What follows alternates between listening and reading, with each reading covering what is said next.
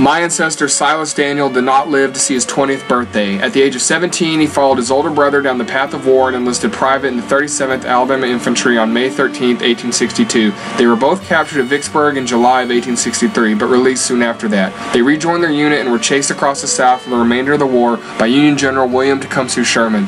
He was killed in battle at a place called Pickett's Mill, right by New Hope Church, Georgia, on May 27, 1864. A piece of ground fought over with originally no special purpose. Now it is a place that means something very special to me. The American Civil War was fought from 1861 to 1865. The war produced about 1 million casualties, including about 600,000 soldier deaths, 2/3 of them by disease. This also included 50,000 civilian deaths. The war started to take form when President Lincoln was elected President of the United States in 1860. Following his election, the Cotton States felt pressured from the Republican government that slavery expansion would not be permitted, and soon to come would be the abolishment of slavery altogether. Fearing for their economy that relied heavily on slave labor, the southern states formed a confederacy against the government and seceded from the Union. On April 12, 1861, Confederate forces fired on Fort Sumter, starting the most deadliest war in American history.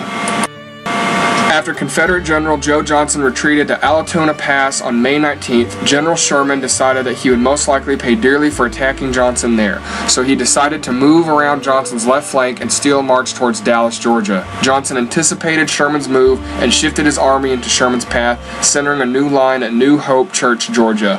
Sherman mistakenly guessed that Johnston had a small force at New Hope Church and that the body of his army remains at Allatoona Pass. Therefore, Sherman orders Major General Joseph Hooker to attack. Hooker had hoped to catch the rebels off guard, but Confederate General John Bell Hood had other ideas. Taking his cue from his cavalry scouts, Hood began entrenchments and selecting defensive positions.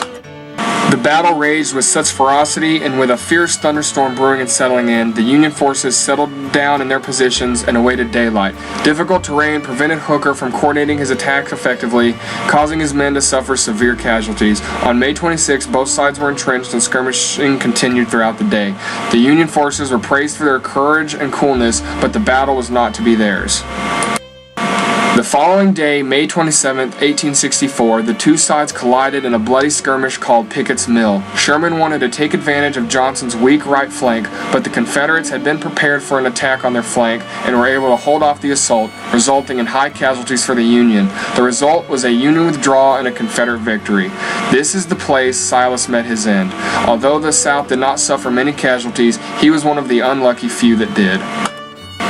The battle has been called New Hope Church, but the soldiers knew it to be Hell's Hole. Legend has it that even with the storm and battle raging around them, one could still hear the agonizing moans of the wounded soldiers rising from the ravine, trying to crawl out of the water-filled trenches away from the gunfire, and it is said New Hope Church remains haunted with the ghosts of these soldiers to this day.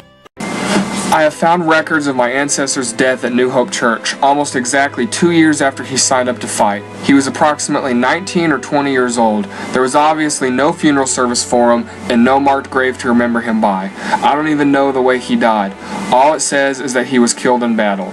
Maybe he is one of the ghosts supposedly roaming the battlefields to this day.